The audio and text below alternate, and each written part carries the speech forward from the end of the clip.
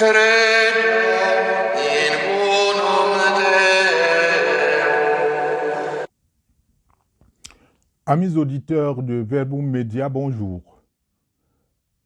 Il y a quelque temps, nous avons reçu des demandes insistantes de quelques fidèles auditeurs pour reprendre une sorte de mise au point que nous avions faite à caractère catéchétique il y a déjà quelques mois.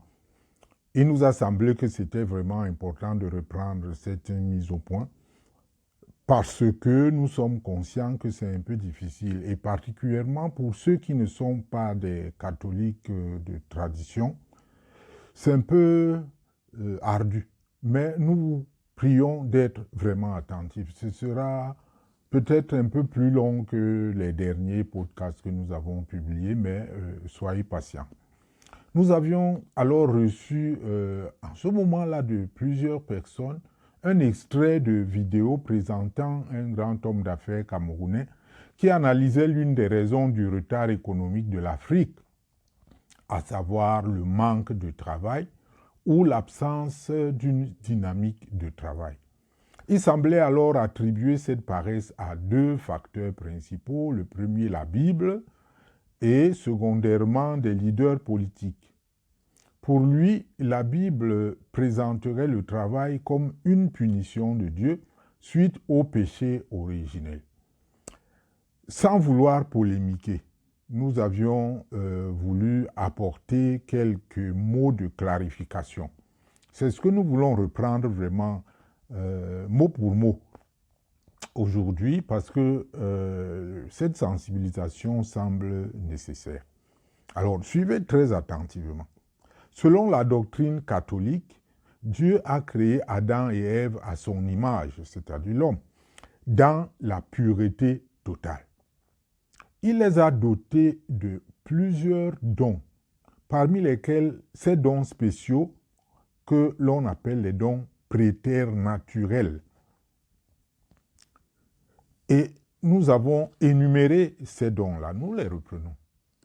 Il s'agit d'abord du don de l'impassibilité, c'est-à-dire quoi? Adam et Ève ignoraient la souffrance de quelque ordre que ce fût.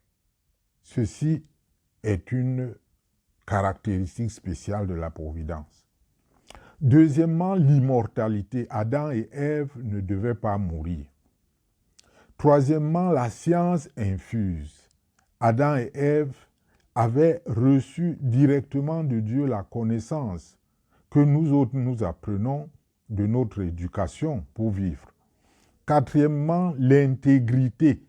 Ce que l'on appelle ici l'intégrité, c'est la bonne ordonnance des facultés qui font que Adam et Ève ou tout autre homme n'est pas soumis à la concupiscence.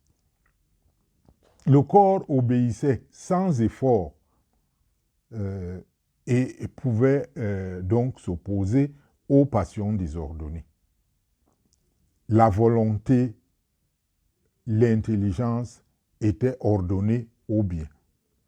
En conséquence, le travail n'était pas pénible pour eux, ni physiquement, ni intellectuellement.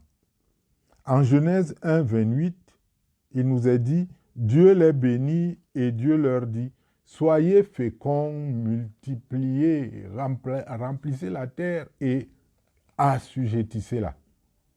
Et dominez sur les poissons de la mer, sur les eaux du ciel et sur tout animal, etc. Dieu donna donc ainsi pouvoir à l'homme de continuer l'œuvre de la création et d'en être le maître et protecteur. Nous y voilà. Comment? Si ce n'est par le travail intellectuel et physique. Par contre, après le péché, l'homme ayant choisi de connaître le bien et le mal, très important, Dieu dit, ok, tu mangeras à la sueur de ton front. Genèse 3, 19. Ceci renvoie plutôt au retrait du don d'impassibilité. Le pouvoir sera désormais au travail et le travail sera pénible. c'est la notion de pénibilité du travail. L'homme sera désormais soumis à la souffrance et à la mort. Il devra chercher et apprendre pour connaître.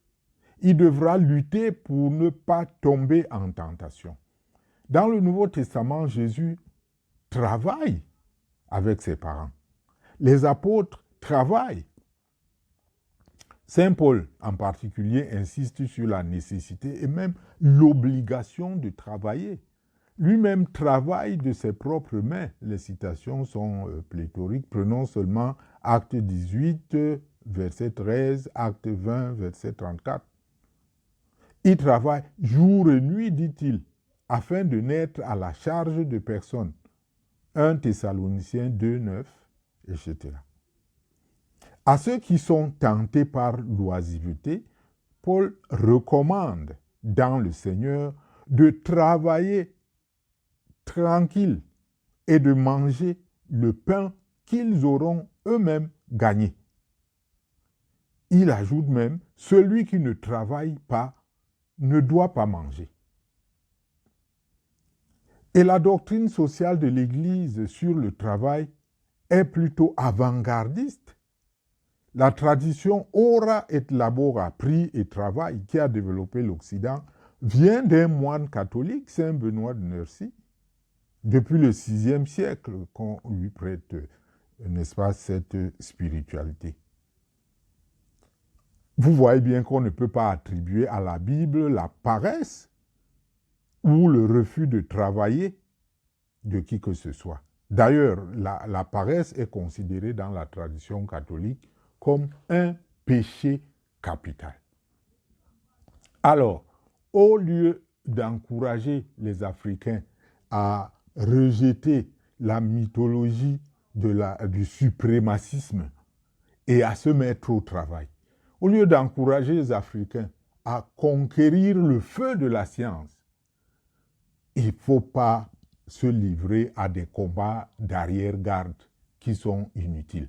Je n'ose pas parler des hommes politiques, parce que l'auteur sait de quoi il parle, peut-être moi, moins. Je parle, moi, de ce que j'ai appris en tant que lecteur de la Bible.